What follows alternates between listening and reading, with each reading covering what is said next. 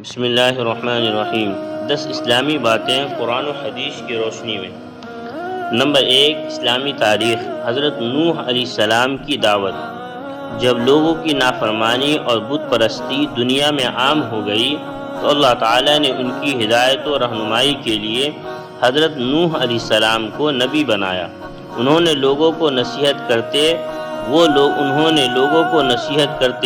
اور دین کی دعوت دیتے ہوئے فرمایا، تم صرف اللہ کی عبادت و بندگی کرو، وہ تمہارے گناہوں کو معاف کر دے گا۔ اس نصیحت کو سن کر قوم کے سرداروں نے جواب دیا، ہم تمہیں رسول نہیں مانتے کیونکہ تم ہمارے ہی جیسے آدمی ہو، نیز تمہاری پیروی ذلیل و حقیر اور کم درجے کے لوگوں نے کر رکھی ہے۔ حضرت نوح علیہ السلام نے فرمایا، اللہ تعالیٰ کے یہاں سعادت و نیک بختی کا دار و مدار دولت پر نہیں بلکہ اللہ کی رضامندی اور اخلاص نیت پر ہے۔ میں تمہیں یہ دعوت مال و دولت کی امید پر نہیں بلکہ اللہ کے حکم اور اس کی رضا کے لیے دے رہا ہوں، وہی میری محنت کا اجر و ثواب عطا فرمائے گا۔ غرض حضرت نوح علیہ السلام دن رات انفرادی و اجتماعی اور خصوصی و عمومی طور پر ایک طویل عرصے تک قوم کو شرک و کفر اور اللہ تعالیٰ کی نافرمانی سے ڈراتے رہے، مگر وہ باز تو کیا آتے بلکہ الٹا عذاب الہی کا مطالبہ کرنے لگے۔ نمبر 2، حضور صلی اللہ علیہ وسلم کا معجزہ، درخت کا حضور کو اطلاع دینا۔ ایک مرتبہ کسی نے حضرت مسروق رحمۃ اللہ علیہ سے پوچھا کہ جس رات جناتوں نے حضور صلی اللہ علیہ وسلم کا قرآن سنا تھا، اس رات آپ کو جناتوں کی حاضری کی اطلاع کس نے دی تھی؟ تو حضرت مسروق رحمۃ اللہ علیہ نے فرمایا، مجھے حضرت عبداللہ بن مسعود رضی اللہ عنہ نے خبر دی ہے کہ اس رات رسول اللہ صلی اللہ علیہ وسلم کو جناتوں کے بارے میں ایک درخت نے بتایا تھا۔ نمبر 3، ایک فرض کے بارے میں، نمازی پر جہنم کی آگ حرام ہے۔ رسول اللہ صلی اللہ علیہ وسلم نے فرمایا، جو شخص 5 نمازوں کو اس طرح پابندی کرے 5 نمازوں کی اس طرح پابندی کرے کہ وضو اور اوقات کا اہتمام کرے، رکوع اور سجدہ اچھی طرح کرے اور اس طرح نماز پڑھنے کو اپنے ذمے اللہ تعالیٰ کا حق سمجھے تو اس آدمی کو جہنم کی آگ پر حرام کر دیا جائے گا۔ نمبر 4، ایک سنت کے بارے میں، جہالت سے پناہ مانگنے کی دعا۔ جہالت سے پناہ مانگنے کے لیے اس دعا کا اہتمام کرنا چاہیے، اعوذ باللہ ان اکون من الجاہلین۔ ترجمہ، اللہ کی پناہ مانگتا ہوں اس بات سے کہ میں جاہلوں میں سے ہو جاؤں۔ نمبر 5، ایک اہم عمل کی فضیلت، نعمت کے ملنے پر الحمدللہ کہنا۔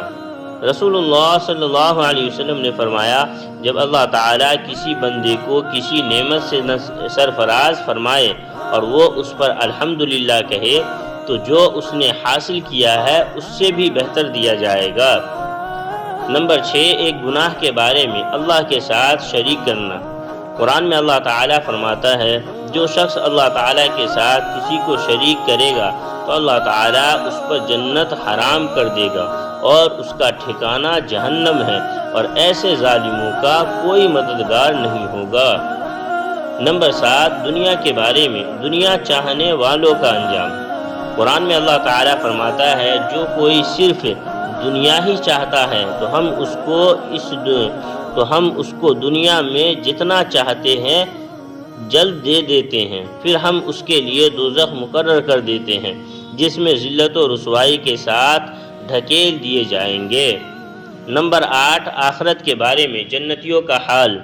رسول اللہ صلی اللہ علیہ وسلم نے فرمایا، جنت میں لوگ کھائیں گے اور پیئیں گے لیکن نہ تو پیشاب پخانہ کریں گے اور نہ ہی ناک چھینکیں گے، بلکہ ان کا کھانا اس طرح ہضم ہوگا کہ ڈکار آئے گی جس سے مشک کی خوشبو پھیلے گی اور ان کو اللہ کی ایسی تسبیح اور تکبیر بتائی جائے گی جس کو پڑھنا اتنا آسان ہوگا جتنا دنیا میں تمہارے لیے سانس لینا آسان ہوتا ہے۔ نمبر 9، طب نبوی سے علاج، مسواک کے فوائد۔ رسول اللہ صلی اللہ علیہ وسلم نے فرمایا، مسواک ضرور کیا کرو کیونکہ اس سے اللہ کی خوشنودی حاصل ہوتی ہے اور آنکھ کی روشنی تیز ہوتی ہے۔ نمبر 10، نبی صلی اللہ علیہ وسلم کی نصیحت۔ رسول اللہ صلی اللہ علیہ وسلم نے فرمایا، تم میں سے کوئی شخص وفات پا جائے تو اسے اپنے گھر میں دیر تک نہ روکو، اس کو جلدی دفن کرو اور دفنانے کے بعد اس کے سر کی طرف کھڑے ہو کر سورہ بقرہ کا شروع حصہ اور اس کے پاؤں کی طرف کھڑے ہو کر سورہ بقرہ کا آخری حصہ پڑھو۔ فائدہ: شروع حصے سے مراد الف لام میم سے ہم المفلحون تک، اور آخری حصے سے مراد آمن الرسول سے فانصرنا علی القوم الکافرین تک ہے۔ اللہ تبارک و تعالی یہ تمام باتیں ہم سب کو سننے سے زیادہ ان پر عمل کی توفیق عطا فرمائے۔